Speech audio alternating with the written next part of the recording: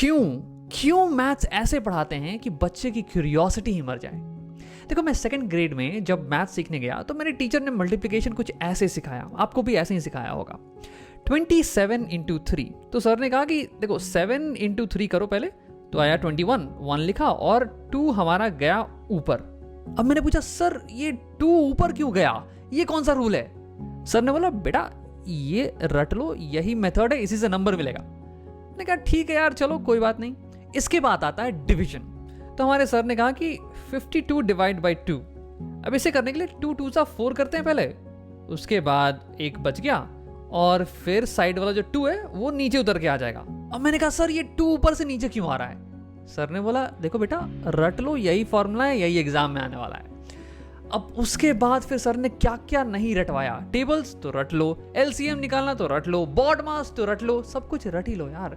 उसके बाद तो मैंने सवाल ही पूछना बंद कर दिया, क्योंकि मुझे पता था कि जवाब क्या होने वाला है। रट लो, एग्जाम में आएगा।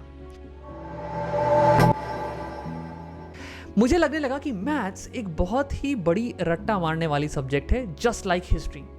बट ऐसा नहीं है। असलियत में मैथ्स सबसे लॉजिकल सब्जेक्ट है जो कि हम इंसानों ने बनाया है।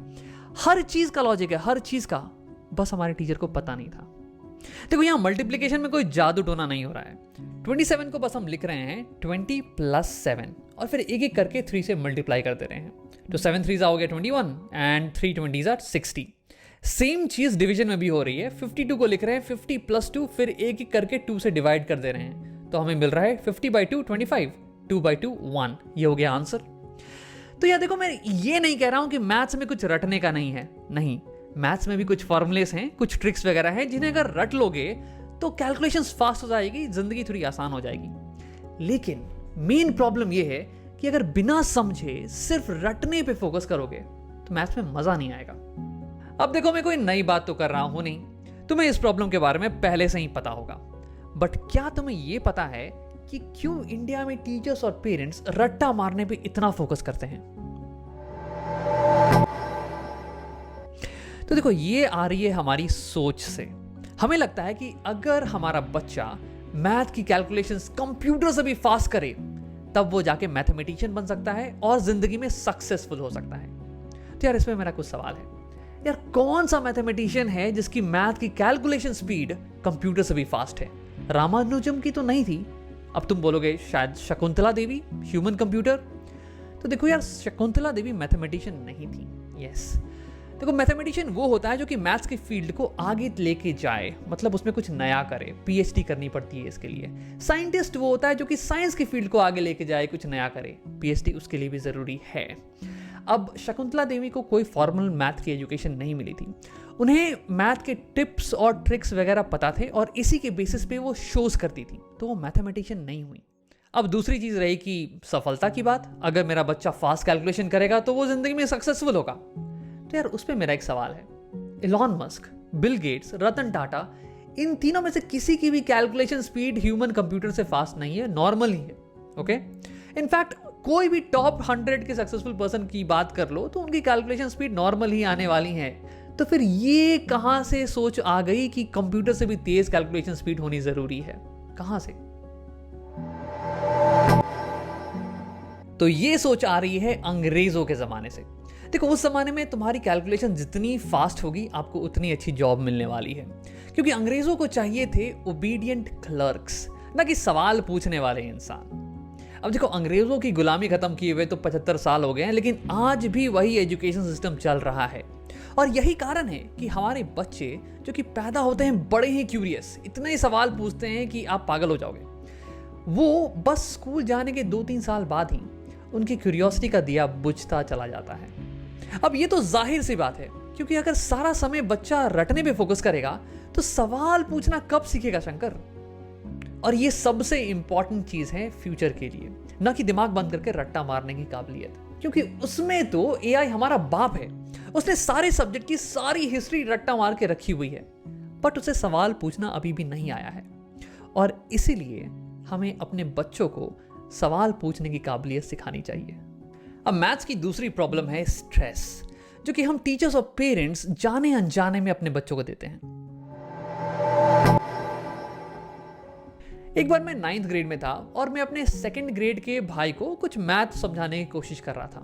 पिछले 15 मिनट से एक सिंपल सा मैथ का कॉन्सेप्ट में ट्राई कर रहा हूं उसे समझाने की, बट उसे समझ में बिल्कुल नहीं आ रहा है। अब मुझे आ गया गुस्सा और मैंने उस पर चिल्ला दिया और वो बेचारा डर के मारे रो दिया। अब अगर आप एक पेरेंट हैं तो आपके साथ भी ऐसा कुछ हो चुका होगा, राइट? अब टीचर बनने के लिए पेशेंस बहुत ही जरूरी है और पेशेंस के पीछे एक सीक्रेट फॉर्मूला है। वो ये कि अगर आप एक्सपर्ट हैं किसी चीज़ में तो वो चीज़ आपको बहुत ही आसान लगने वाली है, और अगर आपको कोई चीज़ नहीं आती है तो वो चीज़ आपको बहुत ही डिफिकल्ट लगने वाली है, चाहे वो कितनी भी छोटी चीज़ क्यों नहीं हो। जैसे कि चाय बनाना। अगर मैं आपको चाय बनाना सिखा रहा हूँ तो मैं आपको बोलूँगा कि दूध, पानी और चाय पत्ती और स्वाद अनुसार चीनी मिला दो बस, और उसे गर्म कर दो। बट अगर आपको नहीं आती है तो आप मुझसे पूछिएगा कि राम ये स्वाद अनुसार क्या होता है, तो मैं आपको बोलूँगा कि यार 1-2 चम्मच चीनी डाल दे यार।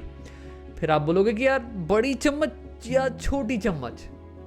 अब इस पे हो सकता है कि कुछ लोगों को गुस्सा आ जाए, बोले कि यार दिमाग से पैदल हो क्या। बट देखो, गलती यहाँ पे स्टूडेंट की नहीं है, वो तो सही सवाल पूछ रहा है। बात ये कि हमें अपनी इंस्ट्रक्शंस में बहुत ही क्लियर होने की ज़रूरत है, बहुत ही सरल होने की ज़रूरत है। अच्छे टीचर्स को ये बात अच्छे से पता है और इसलिए ज़्यादातर अच्छे टीचर बहुत ही पेशेंट होते हैं। अब अगर अगले बार आपका बच्चा आके आपको बोले कि मेरा क्लास तो बहुत ही स्ट्रेसफुल है, बहुत ही स्ट्रिक्ट टीचर्स हैं, तो इसका मतलब कि उनका लर्निंग एनवायरनमेंट बेस्ट नहीं है। अब स्ट्रेस का दूसरा कारण बच्चों के लिए है मैथ्स होमवर्क। देखो, मैथ्स में होमवर्क लगभग हर दिन मिलता है। जो घिसे पिटे सवाल तुमने स्कूल में किए वैसे ही सवाल तुम्हें होमवर्क में भी मिलने वाले हैं। अब देखो, जिस बच्चे को क्लास में समझ में आ गया उसके लिए तो होमवर्क बहुत ही आसान है, बट जिस बच्चे को समझ में नहीं आया उसके लिए ये बहुत ही बड़ी टेंशन का कारण बन जाता है। क्योंकि देखो, वो घर जाके होमवर्क करने का ट्राई करेगा बट उससे होगा नहीं, तो उसको टेंशन। फिर वो जाएगा मम्मी पापा से मदद मांगने के लिए। अब वो ट्राई करेंगे, अब शायद वो नहीं समझा पाए तो उन्हें आ जाएगा गुस्सा और वो डांट देंगे बच्चे को, तो उसकी अलग टेंशन उसे। अब उसके बाद मम्मी बोलेगी कि यार जब तक होमवर्क कंप्लीट नहीं हो जाता है तब तक खेलने जाना नहीं है। अब उसकी बड़ी टेंशन। अब कैसे कैसे कर कर के बच्चे ने होमवर्क कंप्लीट किया, शायद कुछ सही किया, शायद कुछ गलत किया। अब वो अगले दिन गया स्कूल, मैम ने पकड़ा होमवर्क और बेइज्जती कर दी उसकी सारे क्लास के सामने। अब उसकी बहुत बड़ी और टेंशन। तो एक होमवर्क के कारण इतनी सारी टेंशन हुई उस बच्चे को, और ये हर दिन होता है। अब इसीलिए फिनलैंड देश, जिसका कि एजुकेशन सिस्टम वर्ल्ड में सबसे बेस्ट है, वो बिल्कुल भी होमवर्क नहीं देता है, क्योंकि उसे पता है कि ब्रेन डेवलपमेंट के लिए 2 और चीजें भी इंपॉर्टेंट हैं, सोशल इंटरैक्शन और स्ट्रेस का बिल्कुल नहीं होना।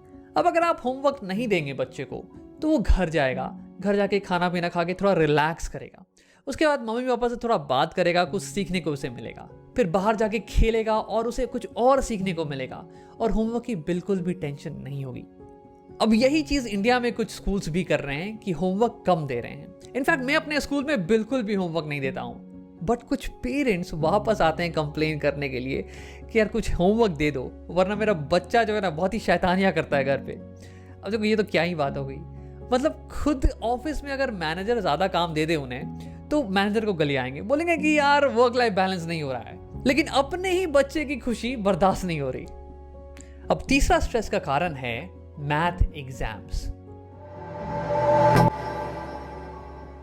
देखो, इंडियन स्कूल्स में जनरली एग्जाम्स हर 6 महीने पे होते हैं, हाफ ईयरली और फाइनल एग्जाम्स, और इनके बीच में भी हर एक क्वार्टर में यूनिट टेस्ट वगैरह होते रहते हैं, जिनके मार्क्स भी फाइनल रिपोर्ट कार्ड में ऐड होते हैं, राइट? अब इंडिया में मैथ एग्जाम का बहुत ही बड़ा इंपॉर्टेंस है। इनफैक्ट अगर बच्चा हिस्ट्री वगैरह में फेल कर जाए तो पेरेंट्स को कोई फर्क नहीं पड़ता है, लेकिन मैथ्स में अगर 80 से भी कम नंबर आ गए मतलब कि बहुत बड़ी बात हो गई। और इसलिए जब भी मैथ का एग्जाम होता है तो पेरेंट उसके 3-4 दिन पहले से ही बच्चे का टीवी बंद, बाहर खेलने आना बंद, बस रूम में बंद होकर पढ़ाई करो। अब इससे बच्चों को होता है ज़्यादा स्ट्रेस। टीचर्स और स्कूल्स तो इससे भी ज़्यादा बुरी चीज़ें करते हैं। जब एग्जाम हो गया, रिजल्ट्स वगैरह आ गए, तो बच्चों की रैंकिंग और मार्क्स पब्लिकली शेयर की जाती है सबके साथ। सबको पता होता है कि किसके कितने नंबर आए हैं। इनफैक्ट कुछ स्कूल्स तो जो बच्चे फेल करते हैं ना, उनकी नाम बुलेटिन बोर्ड पे डालते हैं। Public shaming, yes. उन्हें लगता है कि यार थोड़ा और स्ट्रेस दे देंगे तो शायद वो पढ़ने पे फोकस करना चालू करते हैं। अब इन्हीं सारी कारणों के कारण फिनलैंड में कोई एग्जाम्स वगैरह नहीं होते हैं। मतलब वहाँ के स्कूल में थोड़े छोटे टेस्ट होते हैं, बट इतने बड़े मार्क्स और रैंक वाले टेस्ट एग्जाम्स वगैरह नहीं होते हैं। और ये छोटे टेस्ट का कोई भी स्ट्रेस नहीं होता है, ये रैंडमली हर एक चैप्टर के बाद टेस्ट होते हैं और ये बस ये पता लगाने के लिए होते हैं कि बच्चे की में गैप्स क्या हैं, ताकि उसका हेल्प करके टीचर्स उनकी मदद कर पाएं, ना कि उनके मार्क्स को पब्लिश करके उनकी बेइज्जती कर पाएं। अब अगर आप अपने बच्चे को मैथ्स पढ़ा रहे हैं तो इन 3 चीज़ों का ध्यान रखिए। पहला, पढ़ाते समय क्यूरियोसिटी पे फोकस करें, उससे सवाल पूछना सिखाएं, न कि जवाब रटना। दूसरा, मैथ्स सबसे ज़्यादा टफ सब्जेक्ट है, तो उससे पढ़ाने के लिए पेशेंस ज़रूरी है। अब डांटने से दिमाग स्ट्रेस में चला जाता है और उससे लर्निंग बहुत ही स्लो डाउन हो जाती है।